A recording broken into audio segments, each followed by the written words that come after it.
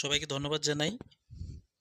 এই মুহূর্তে মাধ্যমিক পরীক্ষা 2025-এর ইংরেজি প্রশ্নটা আমি পেলাম। পাওয়ার পরে তোমাদের সঙ্গে আমি আলোচনা করতে চাইছি যে যারা চিন্তিত রয়েছে কোনটা ঠিক হবে ভুল হবে, ট্রু ফলস এবং গ্রামাটিক্যাল যেগুলো ছিল সেগুলো আমি তোমাদের সামনে এক্ষুনি আলোচনা করছি। আচ্ছা, তো আমরা প্রথম পাতায় চলে যাই একদমে। আমাদের প্রথম পাতা পেজ নম্বর 2। আমাদের পড়ছিল কি না, ক্যাট যে তোমাদের গল্প রয়েছে সেই গল্প থেকে প্রশ্নটি এসেছিল। সো ক্যাট গল্প থেকে প্রথম প্রশ্ন আমরা দেখতে পাচ্ছি কি, প্রথম প্রশ্ন মাল্টিপল চয়েস আমাদের।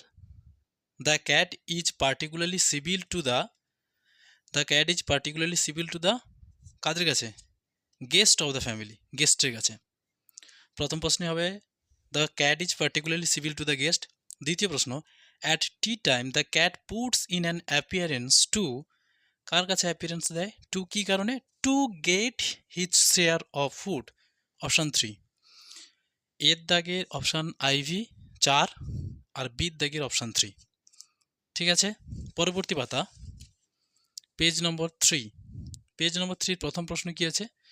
Sometimes the guest stoop downs and strokes the cat instead of, কিছু সময় গেস্ট হচ্ছে ঝুঁকে পড়ে এবং বিড়ালকে বিরক্তি করে কিসের পরিবর্তে? ইনস্টিড অফ অফারিং ফুড, খাবার দেওয়ার পরিবর্তে। তাই জন্য এক নম্বর অপশানটাই ঠিক হবে। The purring cat rubs himself against the leg of the, গড়গড় করতে থাকে বিড়ালটা কার পায়ে নিজেকে রগড়াতে থাকে? না গেস্ট অফ দ্য ফ্যামিলি। কার পায়ে? না ফ্যামিলির, গেস্টের ফ্যামিলি মেম্বারের পায়ে। এখানে গেস্ট হবে না। পারিং ক্যাট কার পায়ে রগড়াতে থাকে? দেখে নিচ্ছি আমরা। He purrs noisily and rubs himself against the legs of the family members. তাহলে বিড়াল কিন্তু ফ্যামিলি মেম্বার্স অফ দ্য ফ্যামিলির তাদের পায়ে কিন্তু নিজের মাথা রগড়াতে থাকে বা গড়গড় করতে থাকে। With tears of rage and pain in eyes the guest affects to be very much, মানে কি হওয়ার অভিনয় করে? Affects to be very much amused, বিড়াল আঁচড়ে দেওয়ার পরে রাগে চোখের জল নিয়ে যন্ত্রণায় গেস্ট অতিথি ভালো থাকার অভিনয় করে। তাহলে বোঝা গেল আমাদের অপশান 2 এখানে ঠিক হচ্ছে। পরবর্তীতে complete the following sentences with information from the text. নিম্নলিখিত প্রশ্নগুলিকে পূর্ণ করো টেক্সট থেকে তথ্য নিয়ে। প্রথম ছিল দ্য গেস্ট উইসেস, গেস্ট কি ইচ্ছা করেছিল? The guest wishes to kick out the cat out of the window. বিড়ালকে চেয়েছিল গেস্ট বিড়ালকে লাথি মেরে রুমের বাইরে বের করে দিতে। এটা হচ্ছে এর উত্তর হবে। পরবর্তী putting up his claws the cat, বিড়াল হচ্ছে নিজে থাবা বসিয়ে দিয়ে কী করে? বিড়াল নিজে থাবা বসিয়ে দিয়ে কী করে আমাদের? বিড়াল থাবা বসিয়ে দিয়ে কী করে? থাবা বসিয়ে দেওয়ার পরে বিড়াল কিন্তু নির্দিষ্ট দূরত্বে চলে যায়, তাই না? Putting up his claws the cat, এখানে কিন্তু ফ্যামিলি মেম্বার বলছে কি না, ফ্যামিলি মেম্বার কী বলছে না, he wants to give something to eat, কিছু খাওয়ার জন্য চাইছে, কিন্তু অ্যাকচুয়ালি কী করে? সে খাওয়ার জন্যই চায়, তাই জন্য ক্ল বসায়। Putting up his claw the cat, বিড়াল কী করে? তার নখ বসিয়ে দিয়ে। এটা আমরা বলতে পারি the cat retires to a safe distance from the guest but before eating his food. To distance, কিন্তু এখানে আমাদের হবে কি to get something to eat, sorry এখানে নয়। Putting up the his claws the cat retires to a safe distance. আসলে ক্যামেরাটা এমন জায়গায় আমি বসিয়েছি, আমি প্রশ্নগুলো ঠিকমতো দেখতে পাচ্ছি না। The cat retires to a safe distance, বিড়াল সেফ ডিস্টেন্সে যায় কী কারণে? সেফ ডিস্টেন্সে যায় কী করতে? না to safe distance from the guest before eating his food, তার খাওয়ার জন্য। To the cat retires to a safe distance to eat his share of food, এরকম লিখতে পারো তোমরা, শেয়ার অফ ফুড লিখলে ঠিক হয়ে যাবে, কোনো সমস্যা নেই।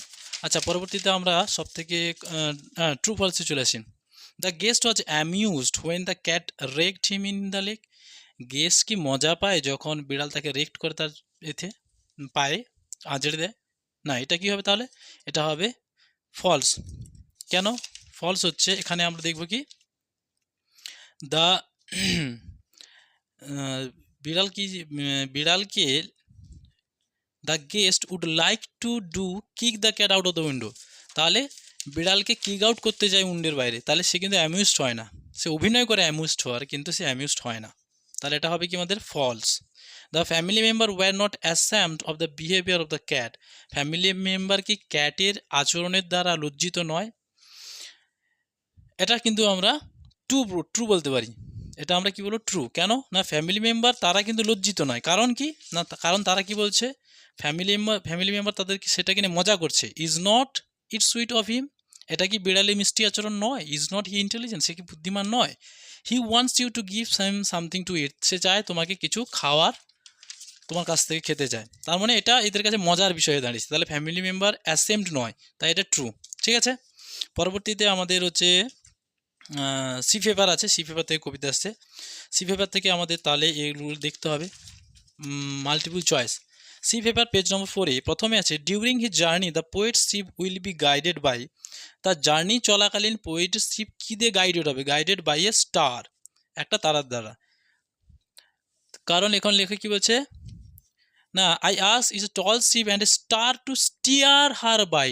গাইড করা, স্টিয়ারিং শব্দটা স্টিয়ার থেকে এসে, তাহলে গাইড করার জন্য কি চাই? The star. I must go down this line expresses the poet's. এই যে আমি অবশ্যই যাব, এই লাইনটা লেখকে কী প্রকাশ করছে? কোন জিনিস প্রকাশ করছে? না, expresses the determination to go on the sea voice. Determination মানে লেখকের যাওয়ার যে পরিকল্পনা বা বদ্ধ চিন্তা, সেটাকে কিন্তু এক্সপ্রেস করছে। Clear? The living creatures mentioned in the poem. কী কী জীবন্ত প্রাণীর কথা উল্লেখ করা হয়েছে? গার্লস হোয়েলস তো অবশ্যই হয়েছে, ফেলোরোভারও আছে, হোয়েলসও আছে, কিন্তু আমাদের এমন একটা অপশান চুজ করতে হবে যেখানে সব থেকে বেশি আছে। যেরকম কি অপশান 2-তে দেখছি ম্যারিনার, নাবিক, গার্লস এবং হোয়েলস। তাহলে এটা আমি বলতে পারি শঙ্খচিল, তিমি এবং নাবিক তিনজনে মিলে, তাহলে অপশান 2 কারেক্ট হবে। দ্য পোয়েট, পরবর্তী প্রশ্ন, the poet desires his fellow rover two be in a. ফেলো রোভারকে কী করতে চায়? Two be in a gloomy mood, pensive mood, reckless mood, জয়াস mood. কী চায় লেখক তার ফেলো রোভারকে? অ্যান্ড আই অ্যাক্স মেরিয়ান ফ্রম এ লাফিং ফেলো রোভার। কী চায়? And quite sleep and sweet dream when the long tricks over. মানে সে চাইছে একটা জয়াস মুড, একটা আনন্দ ঘন মুড সে চায় তার ফেলো রোভারের কাছ থেকে। তাহলে অপশান 4টাই ঠিক হবে। Why does the poet compare the life of mariner with the life of gypsies. কেন লেখক এখানে ভবঘুরের সঙ্গে নিজের লাইফকে কম্পেয়ার করেছেন? কেন? কারণ তিনি সেই সমুদ্রের যাত্রার প্রতি আগ্রহী ছিলেন এবং তিনি সমুদ্র যাত্রা করে বেড়াতেন, যেটা একটা ভবঘুরের মতো, চারিদিকে ঘুরে বেড়ানো। What does the poet ask for at the end of the voyage. লেখক কী চায় ভয়েজের শেষে? মানে লেখক চায় a merry yarn from a লাফিং ফেলো রোভার। আর কি চায়? Quiet sleep and a sweet dream when the long tricks cover. এগুলো চায়। এগুলো হচ্ছে উত্তর। আমি উত্তর লিখতে পারতাম, কিন্তু ভিডিওটা অনেক লেন্দি হয়ে যেতে পারে, তাই জন্য আমি উত্তরটা আপাতত লিখছি না। পরবর্তীতে আমরা চলে যাব সবথেকে যেটা ইম্পর্টেন্ট পার্ট ছিল আমাদের রিডিং আনসিন থেকে।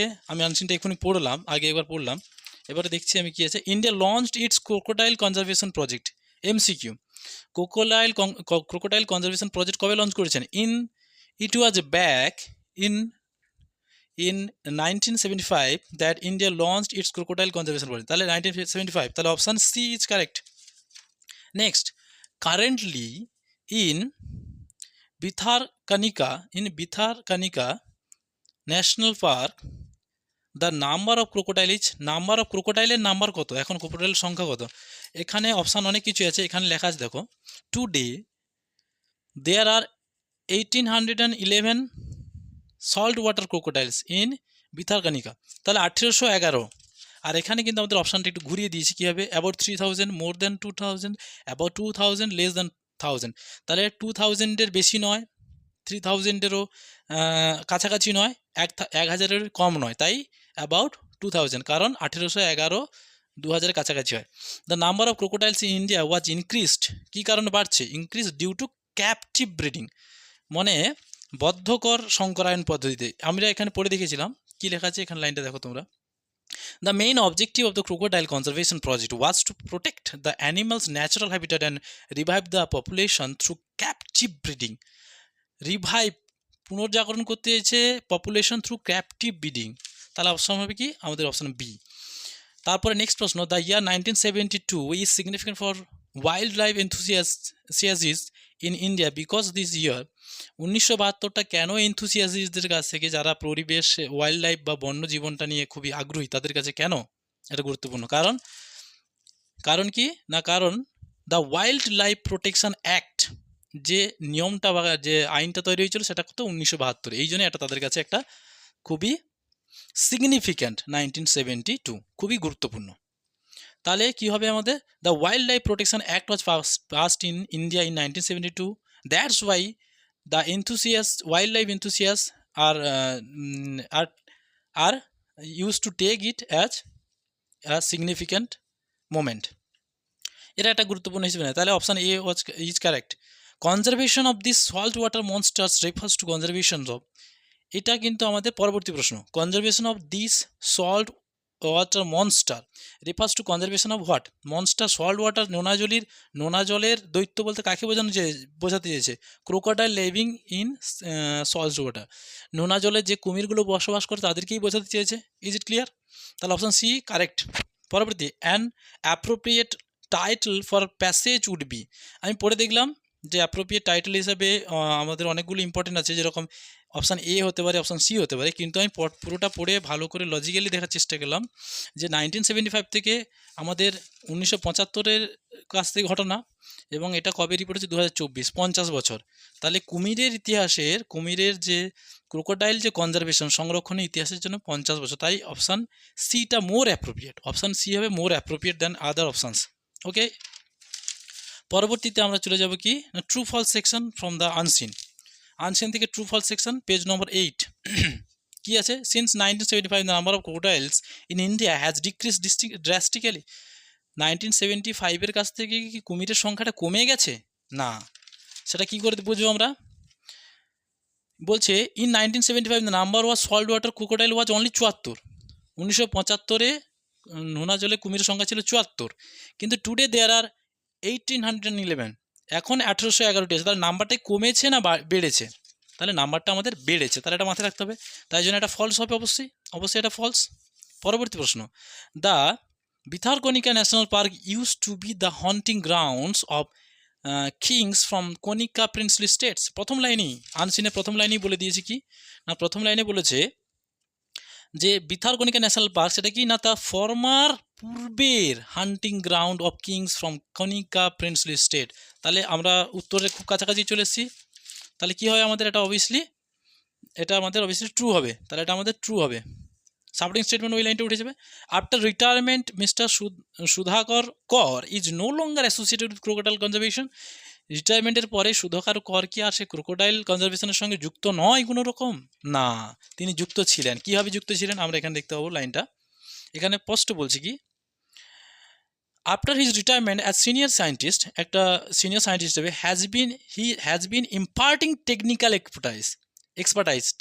এক্সপার্টাইজ বিশেষজ্ঞ হিসেবে তিনি কিন্তু ইম্পার্ট করছেন, মানে দিয়ে যাচ্ছেন। And methodology on the conservation of this salt water monster, মানে এদের সংরক্ষণে তিনি এক্সপার্টাইজের মতো তিনি কি দিয়ে যাচ্ছেন, তার অবদান বা যোগদান দিয়ে যাচ্ছেন। তাহলে এটা আমাদের অবশ্যই, এটা কী হবে আমাদের ফলস হবে। ক্লিয়ার? ওই লাইনটা হবে সাপোর্টিং স্টেটমেন্ট বা supporting sentences. Answer the following questions, নিম্নলিখিত প্রশ্নগুলির উত্তর দাও। What were the main objective of the crocodile conservation project? Main objective কি? এদের মেইন অবজেক্টিভ এখানে লেখা আছে, the main objective of the crocodile conservation project was to protect the animals natural habitat and revive the population through captive breeding. এইটাই হচ্ছে এদের main objective. তাহলে to protect the animals natural habitat and revive the population through captive breeding, এটাই হচ্ছে এদের এই প্রশ্নের উত্তর হবে। তাহলে what were the main objectives? The main objectives of the crocodile conservation project project was to protect the animals natural habitat, যেহেতু এটা প্লুরাল আছে তাহলে ওয়্যার দেবে, wire to protect animal natural habitat and revive the population through captive breeding. এইটুকু লিখে দিলেই তোমরা ফুল নাম্বারটা পেয়ে যাবে। পরবর্তী প্রশ্ন, page number 80, why were the salt water crocodiles on the verge of extinction in 1975? Why were the saltwater crocodiles on the verge of extinction in 1975 কেন নোনা জলের কুমিররা বিলুপ্ত হতে চলে গিয়েছিল? কেন, ঠিক কী কারণে? এখানে স্পষ্ট লেখা আছে, কোথায় আমি পড়ছিলাম এখনই, দাঁড়াও। Crocodiles were very much threatened and were on the verge of extinction in India কারণ না due to indiscriminate killing for commercial purposes and serves loss of natural habitat. Indiscriminate killing of commercial purposes. Indiscriminate killing of commercial purposes উত্তর হবে কী হবে, আমরা তাহলে কীভাবে বলবো এটা, উত্তরটা কীভাবে লিখবো? The saltwater crocodiles on the verge of extinction in 1975 were because of the indiscriminate killing for commercial purpose. Indiscriminate killings of commercial purpose, এটুকু লিখলেই উত্তরে তুমি ফুল নাম্বার পেয়ে যাবে। পরবর্তীতে আমরা দেখব কি, পরবর্তী প্রশ্ন, who is refer to as crocodiles Odisha's crocodile man, which post did he retire from? কোন পোস্ট থেকে তিনি রিটায়ার হয়েছেন, অবশ্যই নিয়েছেন, এবং ক্রোকোডাইল ম্যান হিসেবে কে? ওই যে আমাদের যে প্রবক্তা ছিল এখানে, কে তিনি? না মিস্টার সুধাকর কর ওয়াচ, কী আছে প্রশ্ন আমাদের, টেন্স কী আছে? ইজ রেফার্ড, তাহলে mister Sudhakar Kar is refer to as Odisha crocodile man, which post did he retire? তারপরে প্রশ্ন আছে কোন পোস্ট থেকে তিনি রিটায়ার করেছেন? না তিনি রিটায়ার করেছেন, retirement as a senior scientist. Senior scientist থেকে তিনি রিটায়ারমেন্ট করেছেন, তিনি সিনিয়র সায়েন্টিস্ট থেকে রিটায়ারমেন্ট করেছেন, এটা তাহলে উত্তর। হাউ ডাজ মিস্টার কর contribute to the crocodile conversation project even after his retirement? রিটায়ারমেন্টের পরে তিনি কেমন করে মিস্টার সুধাকর কর কন্ট্রিবিউট, অবদান রেখেছেন ক্রোকোডাইল কনজারভেশন প্রজেক্টে? কেমন করে রেখেছেন? না তিনি imparting technical expertise and methodology on the conservation of this world water monsters. তাহলে এক্সপার্টাইজ হিসেবে তিনি কী করছেন? টেকনিক্যাল অ্যান্ড মেথোডোলজিক্যাল এক্সপার্টাইজ হিসেবে কাজ করছেন। তাহলে আমাদের প্রশ্ন উত্তরটা কী হবে? মিস্টার সুধাকর কর contributes as an expertise of technical and methodological person বা instructor to the crocodile conservation project even after his retirement। এইটুকু লিখে দিলেই উত্তর ফুল হয়ে যাবে। পরবর্তীতে আমাদের grammar and vocabulary section. Grammar and vocabulary সেকশানে কী দেখবো, কী আছে? প্রথমে হচ্ছে correction of verb. It dash was drizzling, had been drizzling, is drizzling continually for hours together from morning, but in the afternoon the wind dash then dash the storm with heavy gust.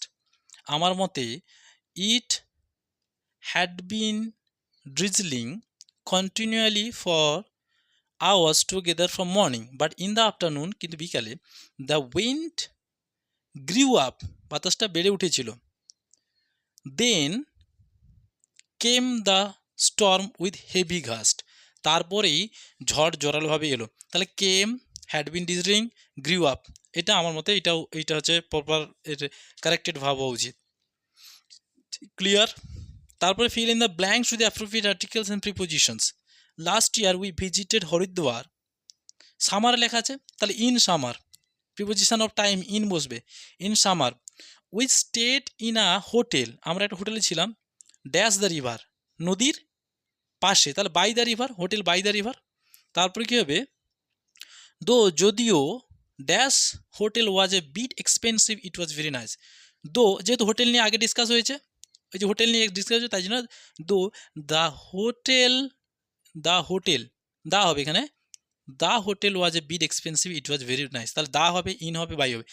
In summer, last year we visited Haridwar in summer, we stayed in a hotel by the river, the hotel was a bit expensive it was very nice. Clear?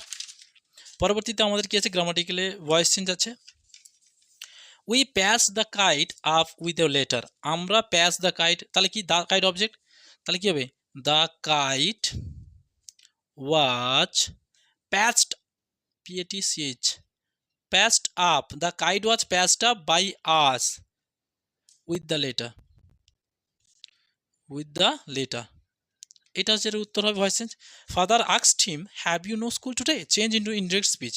Indirect স্পিচে করতে বলেছে father আক্সড him have you no school today, তাহলে interrogative আছে, তাহলে father আক্সড হিম তুলে দিতে হবে আক্সড হিম। তাহলে আমাদের যেহেতু ইন্টারগেটিভ ইফ বা হয়ে হবে weather if have you no school today, if I have no school today that day, have no school I had no school SCH school that day.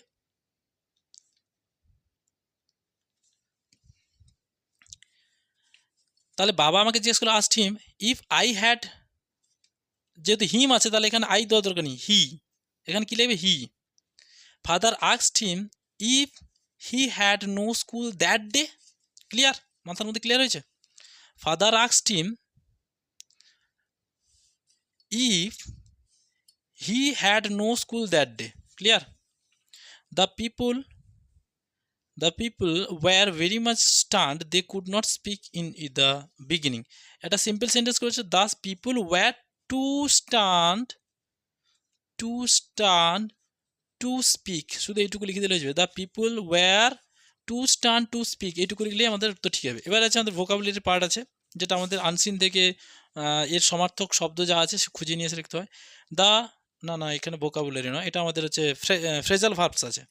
Phrasal verb দেখে নেওয়া যাক। The officer demanded his explanation for the work. The officer demanded মানে চেয়েছিলেন, কী হবে? Call for. কী হবে? Call up মানে স্মরণ করা, কল ফর, এখানে কী হবে? Call for.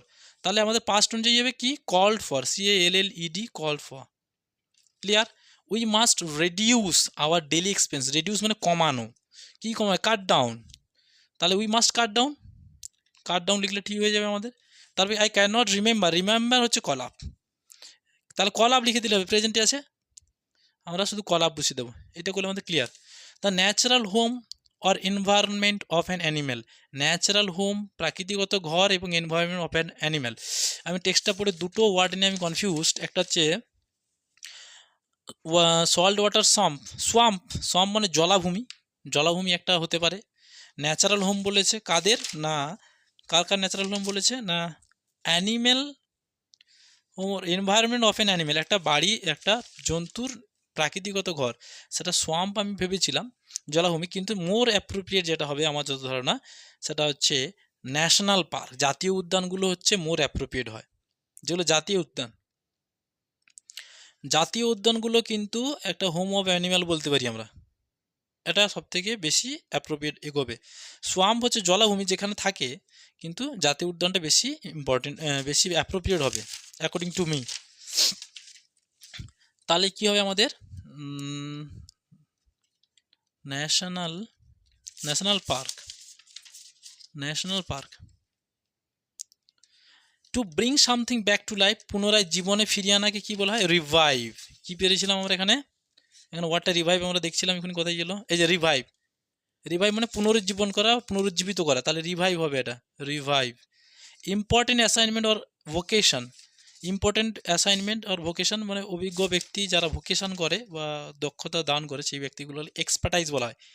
এক্সপার্টাইজ কী হবে? এক্সপার্টাইজ 3 নম্বর ওয়ার্ডটা হবে আমাদের এক্সপার্টাইজ।